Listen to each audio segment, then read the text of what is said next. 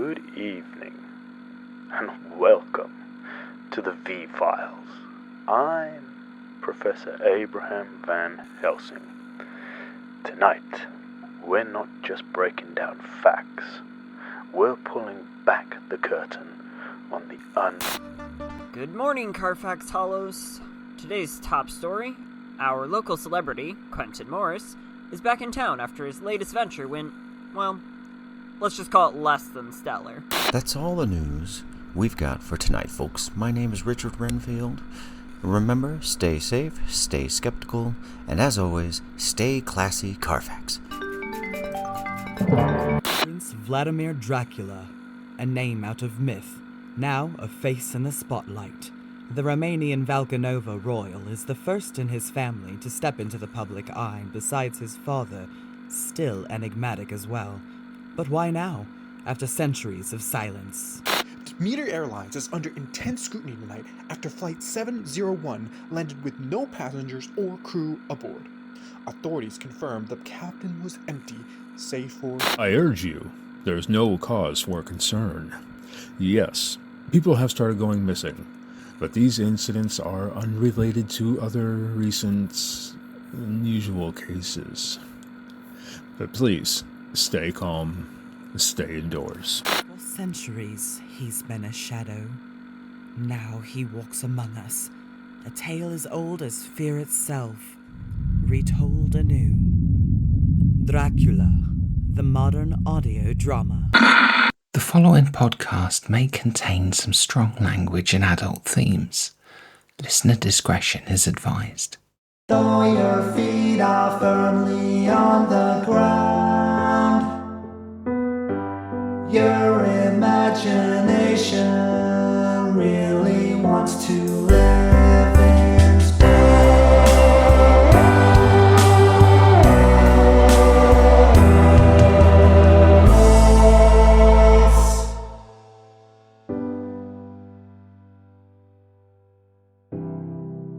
Greetings and welcome back to Strange New Worlds and Spaced Out Tales. It's been a bit of a while, but I am proud to announce we have got Season 3 all ready for you now. I hope you stick with us for the next 7 weeks.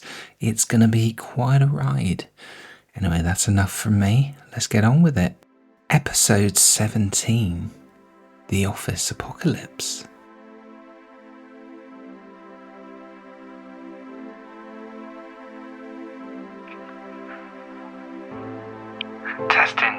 Testing. Okay, I'm recording this for, I'm not entirely sure why I'm recording this. I'm recording this on my mobile phone, but it seems very unlikely given what appears to be about to unfold in the very near future that any remnants of me or my phone or this recording will actually survive. Which is frankly typical for my life. Even my final act seems to be one of futility. But anyway, for whatever it's worth, I'm going to document it all the same. I'm nothing if not stubborn. So it's probably best if I give some context. I'm Jamie Smith, age 32. This morning, I was an extremely insignificant underachiever with few prospects, slowly losing the will to live in my equally insignificant and mind-numbingly boring job. Now, given that my former place of employment has been reduced to a smouldering and irradiated nuclear blast zone, I've somehow become even more insignificant. I guess I may as well start from the beginning. I literally have nothing else to be doing with whatever time I have left. So here we go. Here is the sorry story of the last day of my incredibly miserable life.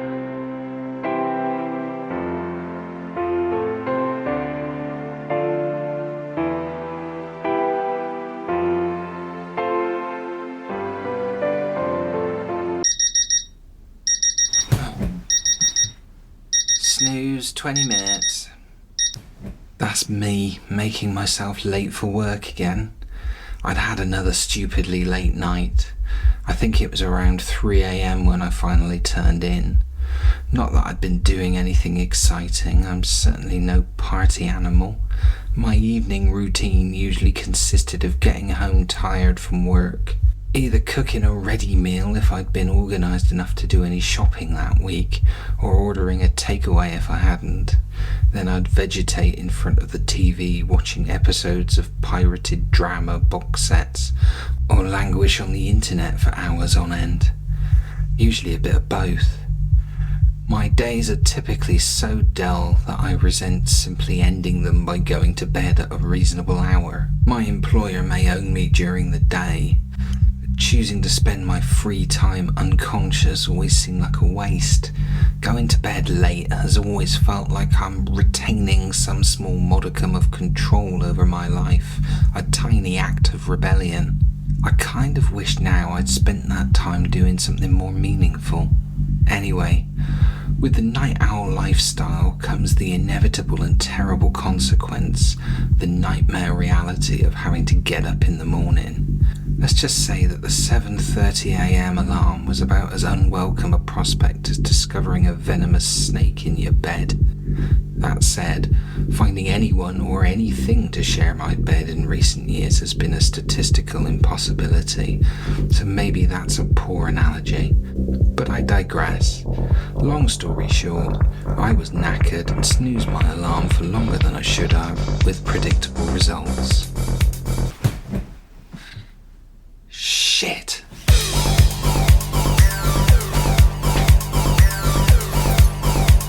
And so began the familiar routine, the rushing to get dressed, the not quite properly washing and brushing my teeth, the not having time for breakfast or even grabbing a cup of coffee, the clumsy sprint out of my dingy single-room bedsit apartment and out into the world, looking no doubt as tired and ramshackle as I felt.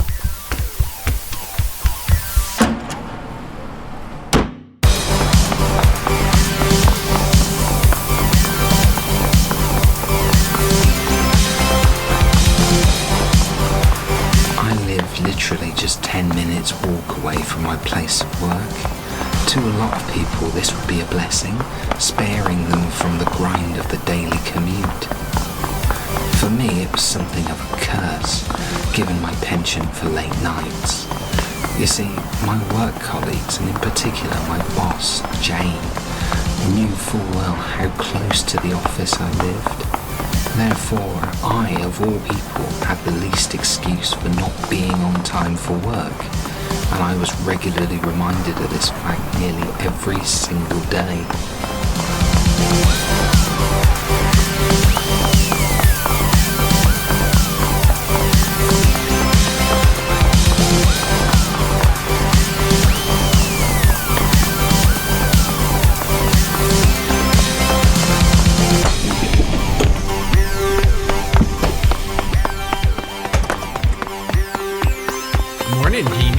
Getting it a bit fine again, eh? Morning, Bob. Being absolutely on time is what I'd call it. That's Bob, the building attendant. Perhaps the only person in this wretched place that has a more pointless job than me. He is paid to sit at the front desk all day long. He's part receptionist, part security guard. His role entails him greeting the one or two visitors to the office we get once in a blue moon, testing the building fire alarm on Friday mornings, and making irreverent greetings to the staff as they turn up. He's worked here for over 20 years doing that exact same role. In a way, he's always been a reassuring presence, in that it reinforced in me that no matter how crap and pointless my life is, there was a level below that I could potentially fall to.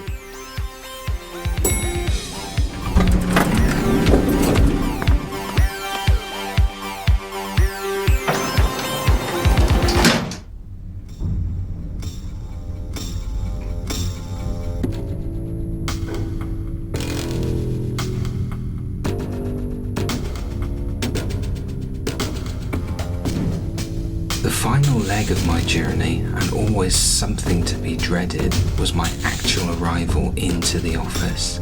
That short ride in the elevator up 3 floors, the slow opening of the doors, and that walk of awkward shame.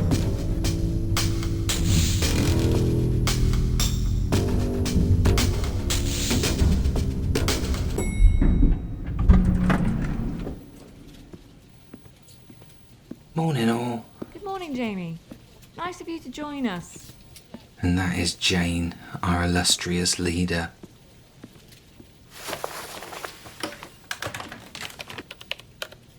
I'm truly convinced that Jane is some kind of cyborg.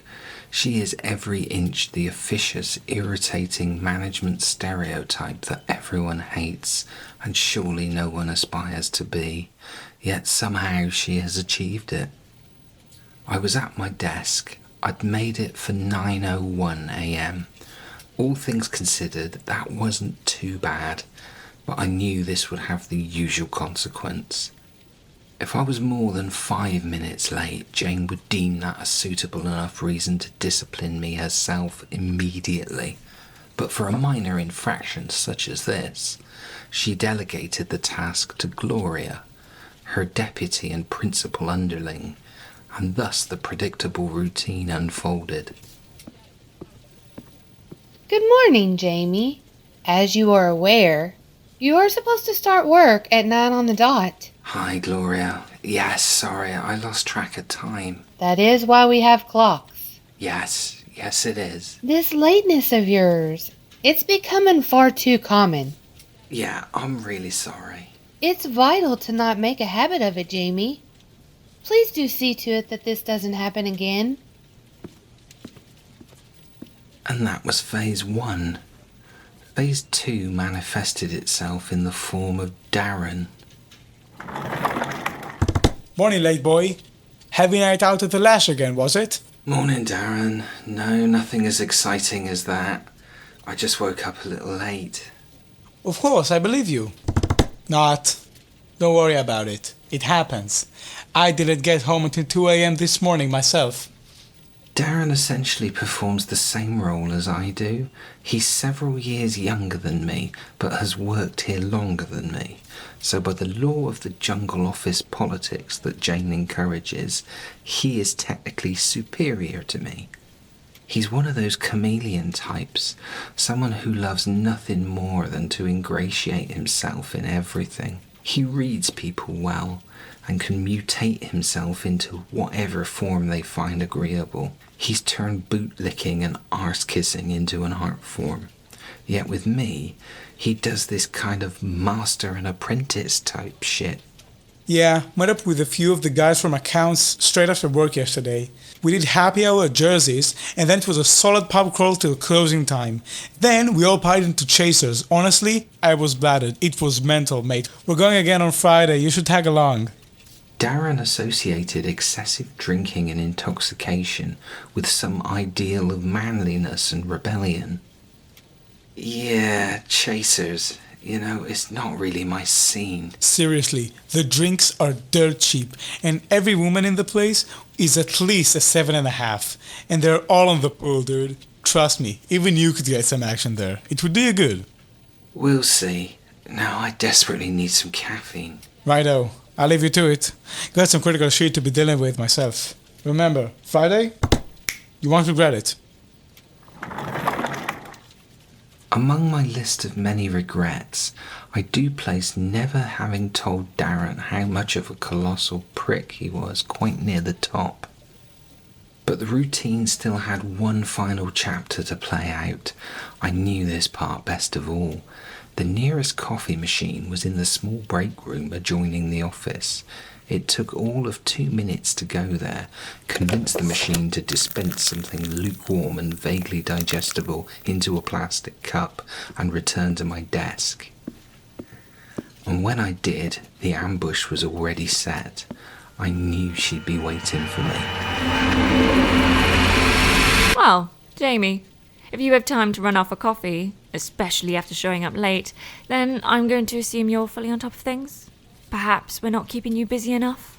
Gloria and Jane had this good cop, bad cop routine going on. Gloria would give gentle, polite admonishments. Then Jane would always follow up with something more snarky afterwards. Yeah, it's ticking over. Got the Mackenzie reports to wrap up. Still! I thought you'd have that done by yesterday afternoon. You're falling behind.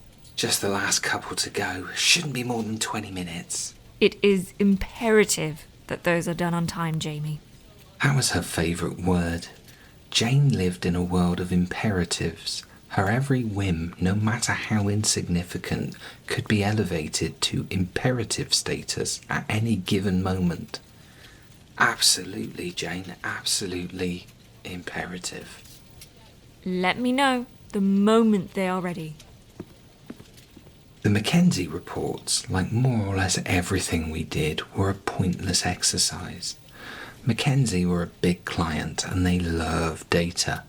They wanted data compiled on everything. Thus, their reports. About 10% of it was relevant. I processed the 90% that wasn't. The things I know no one ever read or cared about. A tedious box-ticking exercise. And I totally lied. They weren't getting finished in 20 minutes. It was more likely going to be after lunch. Jane wasn't going to be happy, but she'd given me something imperative to do yesterday, and I knew that was more imperative than the reports. If she didn't like it, she'd have to invent better terminology. After all, if everything is imperative, then nothing is. It was now 9:10 in the AM. Darren had decided to begin his daily bootlicking exercise. Good morning, Plan Management. You're through to Darren. How can I help you today? Okay, I see that. Let me just check that out for you. Yes, I can see that's all in place. Absolutely. Wonderful. Okay, is there anything else I can help you with? No worries. You have a great day now. Bye-bye. And that's how you do it. Everything okay, Darren? Yep, that was a client. Just getting a little antsy about their share option released later today. Just had to reassure them it's all under control. Excellent.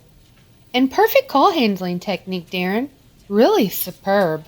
Why, thank you, Gloria. I hope you were taking note, Jamie. You could seriously learn something from that. What I'd learned is that Darren had been getting his friends to randomly call him so he could pretend to be delivering super impressive customer service examples in front of Gloria to impress her. I'd usually let this fly, but when it caused Gloria to get preachy with me, I felt the need to throw a spanner into the works.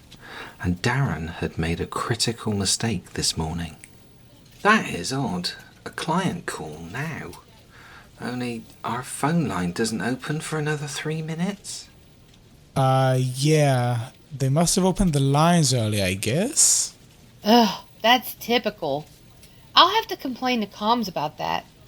It's 9:15 on the dot. Those lines should open. Have you got the number they were calling from, Darren? Hang on. No, sorry. Phone hasn't tracked it. Darn. That's a shame. They don't take any queries seriously without a number. Never mind. Keep an eye on it tomorrow in case it happens again. I deflected Gloria away from Darren's shameless self-promotion ploy and caused him a near change of underwear moment at the prospect of his little ruse being exposed. I'd considered that a good result. The first part of the morning passed without further incident, aside from all the usual frustrations and annoyances. I feel it's fair to mention at this point that perhaps the biggest bone of contention I had here was my desk itself, or rather its location. Ours was a small open plan office. Jane sat at the most desirable spot at the far end, situated near all the best amenities, such as the radiator, the aircon unit, with a window seat, including a fancy blind for when the sun was shining through. Everyone else had a reasonable spot in the office, also sharing a little bit of the benefits of those amenities. But at the very back of the office, there was a recessed alcove, normally the kind of place you'd stick a photocopier or a paper shredder, but not here. No, that was where my desk was situated, where seemingly no natural light could penetrate. That was just out of reach of the warming heat of the radiator, and far enough from the aircon to make it a sweltering sweatshop in the summer. My desk faced the side of the alcove. My immediate view, the splendour of the peeling paint on the jaded magnolia wall, adorned with a health and safety poster that was probably older than me. Tucked away in this godforsaken corner, I was almost invisible, an afterthought, the most junior of underlings stuffed out of sight. The irony is, that alcove that I hated and resented so much actually saved my life. It was exactly 10:47 a.m. I know that because I was bored shitless and clock watching, waiting for the moment I could justify getting up and going for another coffee. I remember there was a faint sound, like a surge of static electricity, then a quiet, high-pitched whining noise, a bit like having tinnitus. I ignored it at first, but it gradually got louder. Poor Gloria was the first person who reacted to it.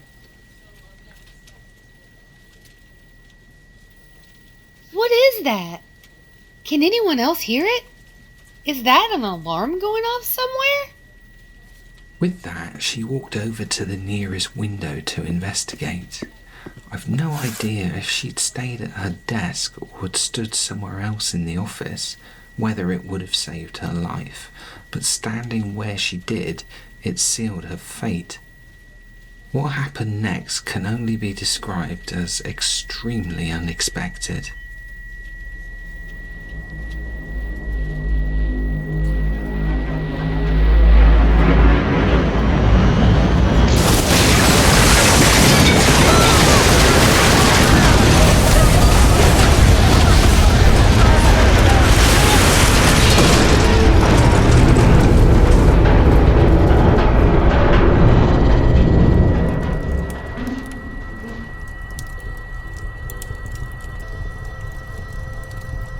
The force of the impact threw me off my chair and back into the very depths of the alcove. The lights all went out. Rubble, masonry, glass and plasterwork all fell loose and the office filled with a dense cloud of smoke and dust.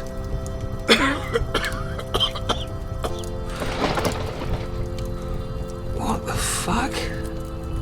I gingerly got to my feet and surveyed the wreckage. With the dust clearing, the extent of the damage was becoming clear. There was a gaping hole where the far wall and windows had been just a few seconds earlier. Something heavy and metallic, about the size of a large SUV, had evidently collided with the building, and with some force. It had punched clean through the wall and burrowed around 15 meters inward before coming to rest, carving through everything and everyone in its path. Whatever was left of Gloria was apparently pulverized underneath it. I looked further and saw Darren. He'd been literally sliced in two through the midriff, his upper and lower torso now lying some 6 feet apart, the carpet now adorned with the mushy remains of his intestines and vital organs. I glanced over and saw that, although he was so very exceptionally dead, he still bore that shit-eating grin on his face. I briefly mused to myself that I couldn't decide if he was now half or twice the man he used to be. Morbid, I know, but it's strange the things that pop into your head when you haven't fully processed an unusual, sudden, dramatic happening. I was snapped back into reality by the sound of a familiar voice. Help! Over here, help me! I carefully made my way across the wreckage of the office, wary as I was that the floor might give way, and having survived whatever this was, that I might stupidly end up falling to my death out the hole in the wall. Over here, help! I can't move, help me! And there she was, the nemesis of my every waking moment for the last 2 or so years. Jane. Help me! Get me out, I can't move.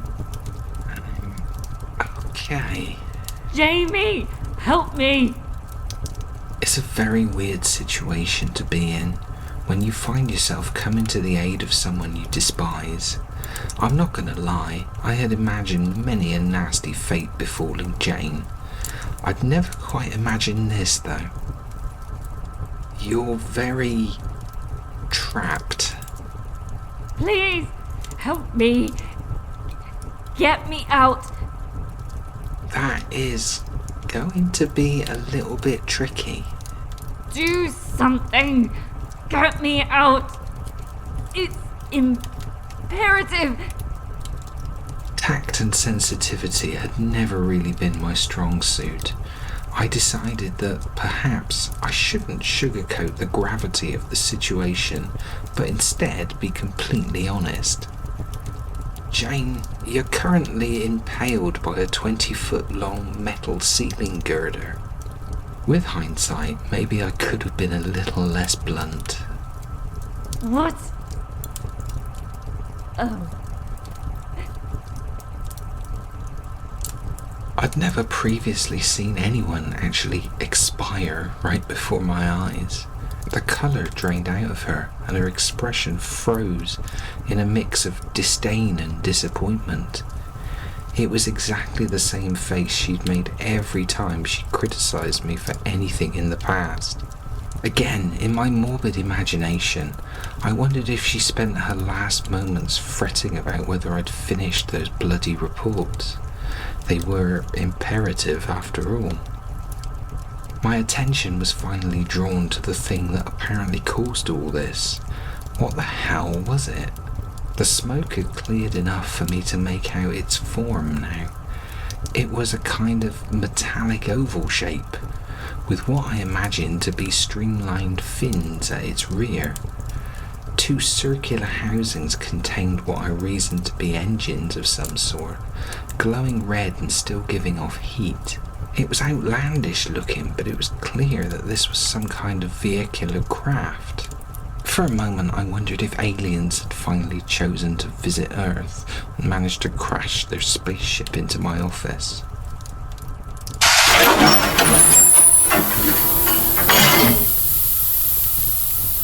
I was apparently about to find out.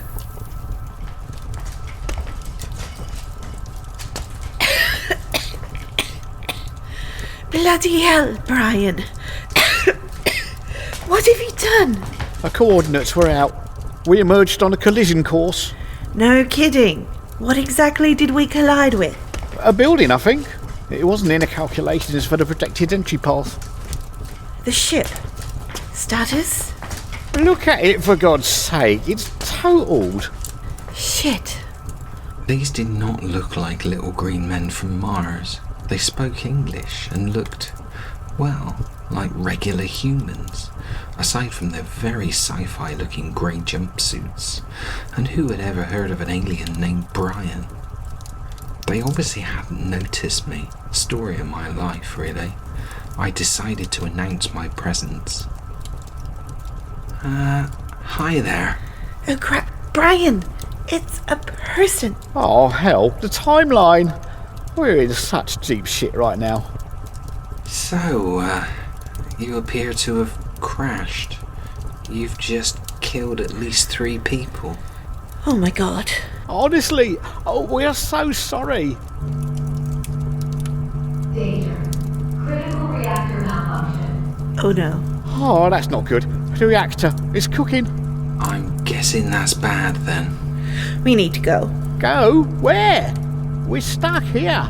It's going to blow, Brian. We need to get away from here. As far as we can possibly get. I'm sorry, is this thing going to explode? Well, yes, obviously. We are so dead. Can you get us out of here? Ideally around at least 2 miles away, if possible. Within the next 20 minutes. Me? Yes, you. Please. I think shock plays a big part in your decision-making when you're in the midst of a traumatic event. I had no similar experiences to call upon. Despite what had happened, the impact of the mysterious craft into the office, the gruesome death of my colleagues, the obvious questions I had for these strange visitors who had emerged from the wreckage, all these things seemed to take a convenient backseat in my conscious mind. I looked back over at the two halves of Darren and immediately saw what I was looking for. Darren's pride and joy was his car, clearly sticking to the stereotype of male automotive overcompensation.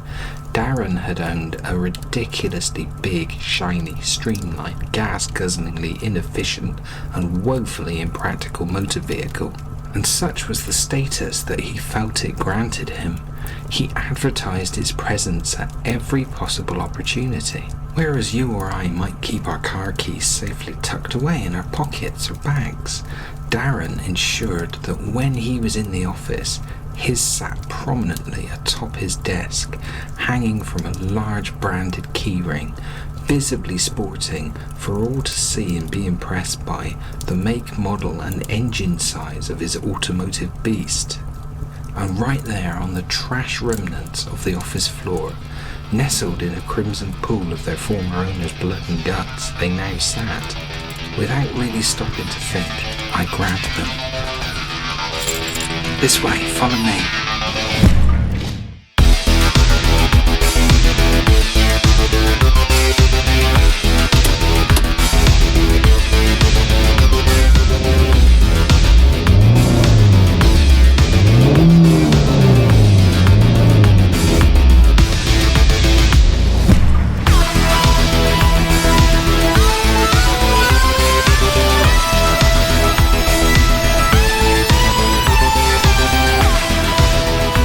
Can't this thing go any faster? We're in a 30-mile-an-hour zone and it's around lunchtime. There's always a lot of traffic. Anyway, I think while I'm providing you with emergency transit, you at least need to explain who the hell you are. Clearly, we're from the future. Not that I should be disclosing that, but I think we've already messed the timelines up to such an extent that it probably doesn't matter now. And I don't think you appreciate the situation. There is going to be a thermonuclear detonation imminently. I'm aware of that. I was there when you crashed into my office, remember? Can't you go airborne? What? Brian, don't be daft. We're in the early 21st century. Look, it's not as quick as any of us would like, but we are over 2 miles away. We're safe now, right? We want to be as far away as possible. The blast won't get us here, but there will be fallout. Of course, fallout. How stupid of me to forget about that. On reflection, I think I was still in a state of shock. I hadn't really come to terms with what I'd witnessed at the office. I was kind of on autopilot, almost like I was watching the events happening as if it were a TV show. A pair of time travellers from the future crash into my office, killing all of my work colleagues, fleeing the scene in a deceased colleague's car, a possible nuclear explosion about to happen, and of course, fallout. Just another day, right? Whatever next. However, reality was about to catch up very quickly with a very loud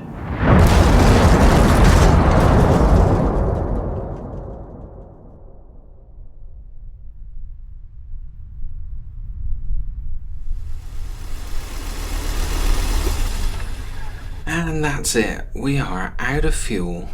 Don't ask me where we are. I just pointed the car at the least chaotic exit from the city and put my foot down. What is this place?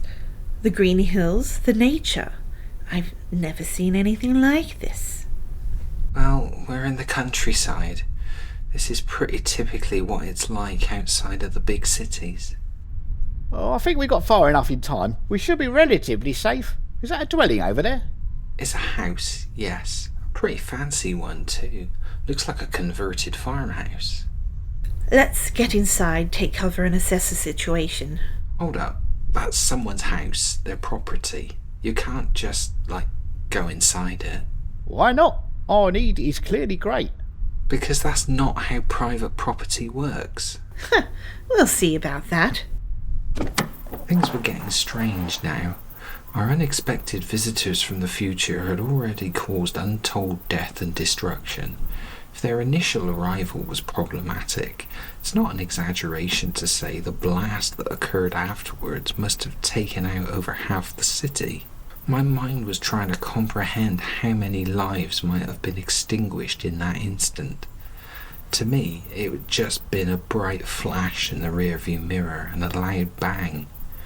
We'd gotten a fair distance away, but I could see the unmistakable and frankly terrible vision of a huge mushroom cloud on the horizon. And now they wanted to break into some poor, unsuspecting and truly random individual's house. It was surreal. The door has some kind of locking mechanism. How do we open it? Hey, cut that out. You can't just go bashing on their door. Anyways, I don't think anyone is home. Good, right. Stand back. And with that, Helen pointed some kind of wrist-mounted gizmo at the door, and... Whoa! What the bloody hell? Are you crazy? Inside, quickly.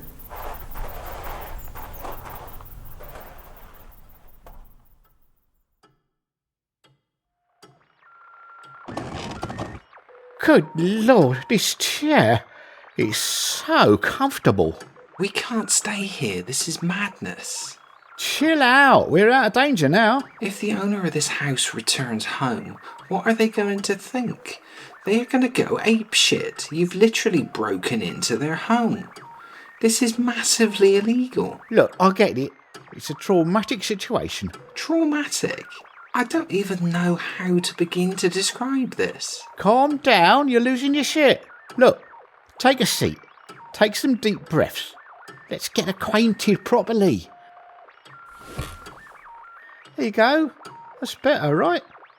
Anyway, I'm Brian, and this is Helen. As you know, we are from the future. Around 200 years or thereabouts. Sorry, how rude of me. I don't even know your name. What should I call you?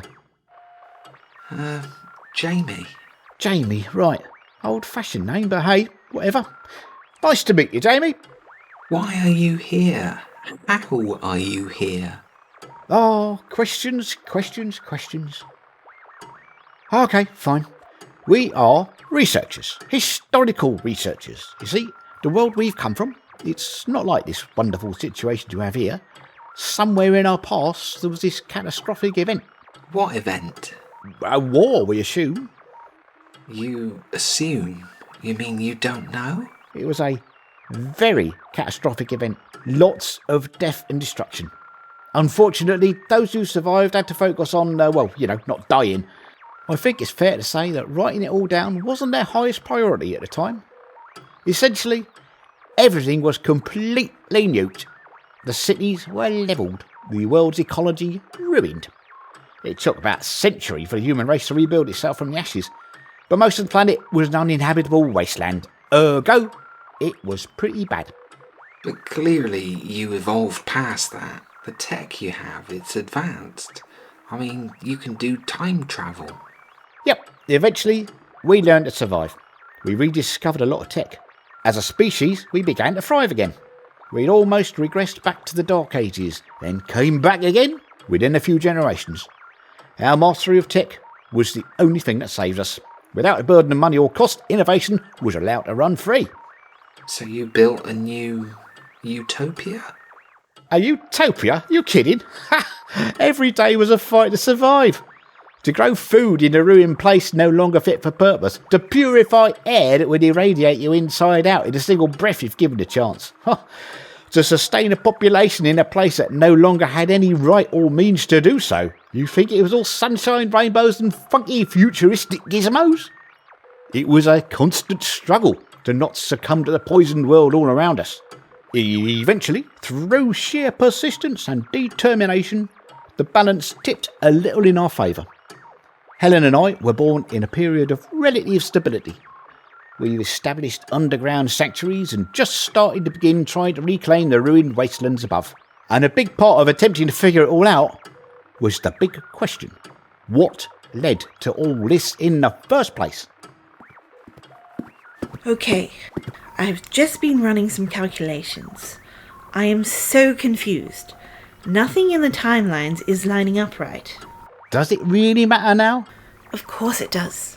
I need to know how far out we are. Clearly, we jumped too early. Can I ask, you cracked time travel somehow. Why not go back in time and stop this great catastrophe from ever happening? Shit! Brian, what have you told him? Just a history lesson. Nothing too detailed. Well, technically it's a future lesson for him.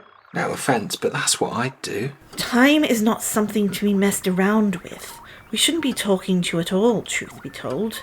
But why? Rules, Jamie, like these laws about breaking into people's private property that you're so hung up on. Only if you break time rules, you can inexorably alter the future.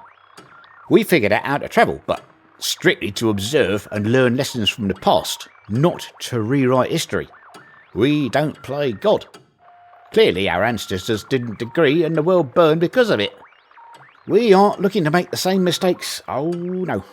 We do not, and must never do that. But crashing your time travel vehicle into an office building, causing a nuclear detonation, those don't contravene your previous rules? Well, accidents can happen. Actually, wait, what exactly did you come here for, to this period in time? What were you looking to observe? Hang on, when is this great catastrophe supposed to occur? How far into the future does it happen? Look, Jamie, there are some things you're better off not knowing.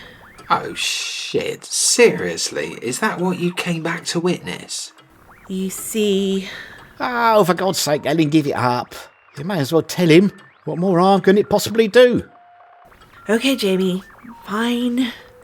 Our calculations indicated that there was a high probability that the great catastrophe possibly is scheduled to begin tomorrow. What? Tomorrow, Jamie. 99.756% probability. Sometime just after midnight, to be precise. We were supposed to arrive the day before, scope out the social and geopolitical landscape, get a handle on what was going on in the world, observe the trigger events, and get the hell out before it all kicked off. But now we're stuck. Stuff you two? What about me? Sorry, that's quite a selfish and self-obsessed statement. What about us, as in the human race, right here and now? You're screwed. Brian! Look, Jamie, your fate was sealed before we travelled back in time. It was always going to happen. But people survived, right? Not here, they didn't. This whole region was effectively ground zero. What, really? I mean, why? How? We don't know. That's why we came here. This place, this whole lousy country, it's tiny. It's not worth having a nuclear war over. Our research found that this was where it all began, and it simply escalated everywhere from here. But we're not even engaged in any conflicts anywhere else in the world at present, which is actually something of a rarity. By recent standards, this would be considered peacetime. Well, something major is about to happen, and it occurs here. We'll see it all firsthand come midnight, I guess. But we need to do something. Warn people. Jamie? No, we've come close to the brink before and never been crazy enough to go over the edge. I'm guessing you're not some high-flying politician or international diplomat, Me? No, of course not. I'm nobody. Right, Em. Who would you call? Who would even listen to you, even if he knew who to call? And there it was, the absolute kicker. Worse than seeing my colleagues die horribly. Worse than seeing a nuclear detonation in my home city. I was the only person on the planet with advance notice that the world as we know it was about to end. And as usual, I was simply too insignificant and unimportant to be able to do a damn thing about it.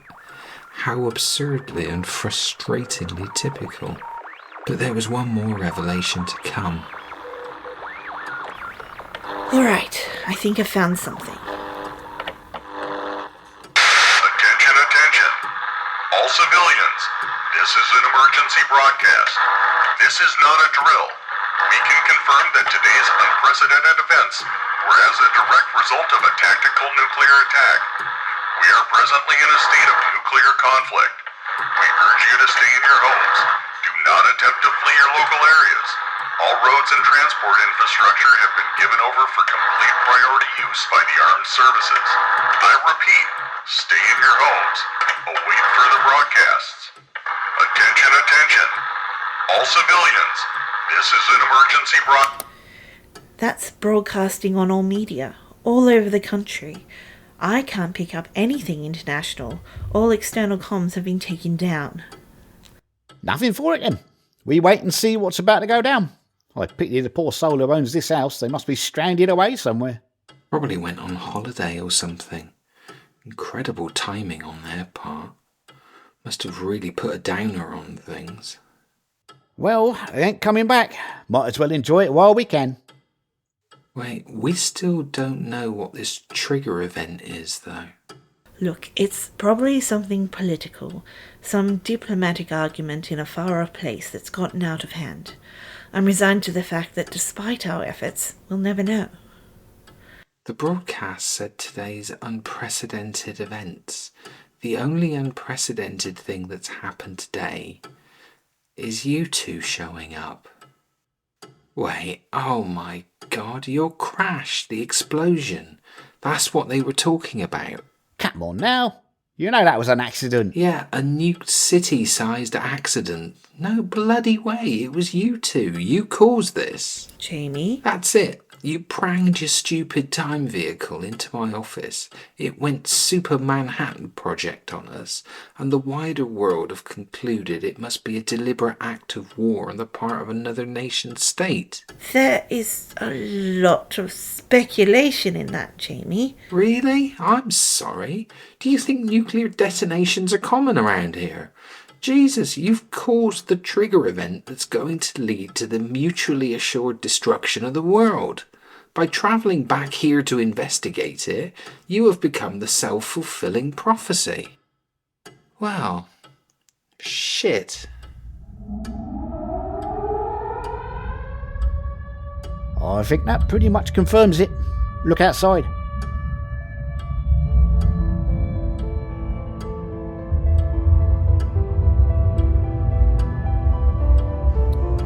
Over the incessant din of the warning sirens, in the distance, we could see multiple tiny flashes of light. Brian assured me those were missile launches.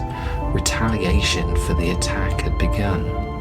No doubt every single tactical nuclear weapon in the country was being launched at anyone and anywhere who might even be remotely responsible for the apparent attack.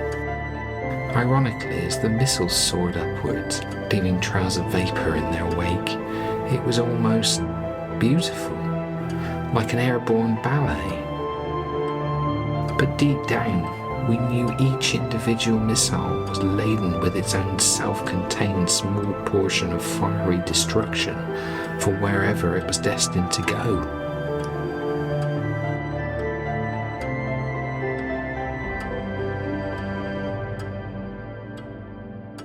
So, what happens now? That's the first phase. After a perceived attack, there will be an all-out retaliation. Inevitably, this will also be perceived as an act of aggression. And sure enough, there will be equally bad repercussions in return. I guess that will be around midnight. At least our calculations on that were pretty accurate.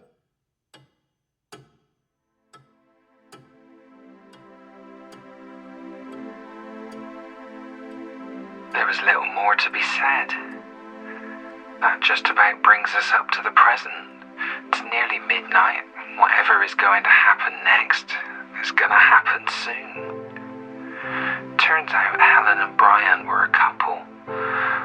When facing nuclear annihilation, admittedly of their own making, they decided to spend what little time they had left together doing what loving couples do. They liberated several bottles of extremely expensive-looking booze from the wine cellar in the property, and then commandeered the master bedroom, and I've not seen them since.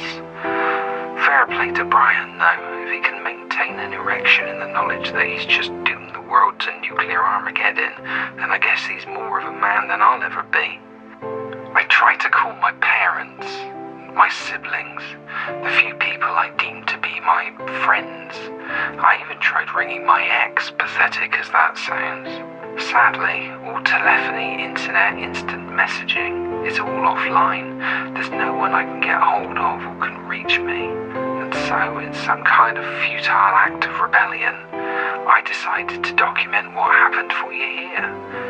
And this might be pointless anyway. Brian told me that even if this area isn't completely nuked out of existence, whatever digital storage media that my mobile phone uses for recordings will most likely get fried by electromagnetic pulses from wherever the nearest nuke happens to come down. And that just about sums me up. A lonely guy, unhappy with almost every aspect of his existence, recording a message to nobody in particular, in the knowledge that most likely no one will ever hear it.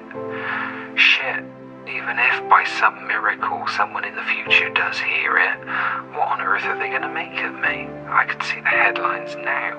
Ancient recording revealed to have been made by biggest loser in the history of the species.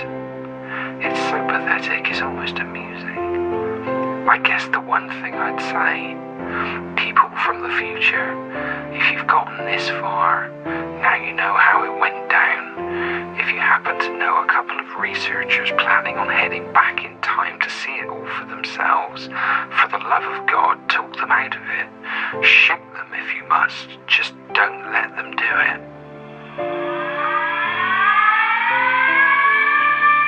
Yep, here we go, those are nearby. I think that means incoming. I guess these are my last words then. What an anticlimax. I don't know, how about life sucks and then you don't?